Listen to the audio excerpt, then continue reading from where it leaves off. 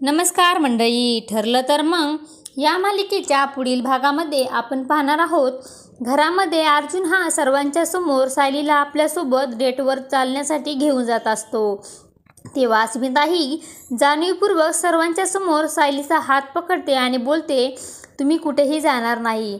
तेव्हा सायली आपल्याला गणपती बाप्पाचे खरेदी करण्यासाठी जायचं आहे आणि एका बाजूने अर्जुन हा सायलीचा हात ओढतो आणि दुसऱ्या बाजूने अस्मिता ही सायलीला ओरडत असते आणि दोघे देखील हात ओढू लागतात.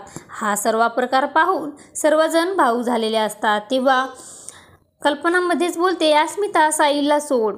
अशी आता गणपती बाप्पाची तयारी झालेली आहे. अर्जुन, तू सायलीला कुठे घेऊन जायचं असेल तर जा, तुला डेटवर वगैरे जायचं असेल तू जाऊ शकतोस. तेव्हा सायली आणि अर्जुन दोघेही अतिशय आनंदित होतात. तर सायली ही धावत जाऊन कल्पनाच्या गालावर किस करते. तेव्हा सर्वजण हे हसू लागतात.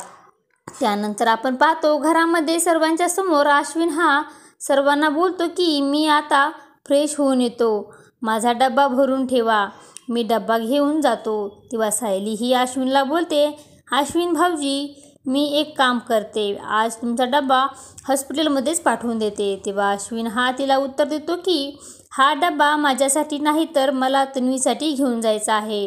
तेव्हा सर्वजण हे आश्चर्याने पाहू लागत असतात. सायली ही सर्वांच्या समोर बोलते की तो डबा देण्यास नकार देते आणि बोलते की अश्विन भाऊजी, जर तुम्ही तन्वीला डबा देत असाल तर मी तो डबा नाही देणार, कारण जे व्यक्ती घरातल्या खाल्लेल्या मिठाला जागणार नाही त्याला घरातून डबा जाणे अशक्य आहे आणि ती देण्याचा प्रश्नच उद्भवत नाही. तेव्हा अश्विन हा भाऊक होऊन सायलीकडे पाहू लागतो. आता पुढे येणाऱ्या भागामध्ये सायली व अश्विन यांच्यामध्ये पुन्हा वाद होणार का, हे पाहणे अतिशय रंजक ठरणार आहे. ठरलं तर मग या मालिकेचे सर्व अपडेट पाहण्यासाठी आपल्या चॅनलला लाईक करा, शेअर करा आणि सबस्क्राईब करायला विसरू नका. धन्यवाद.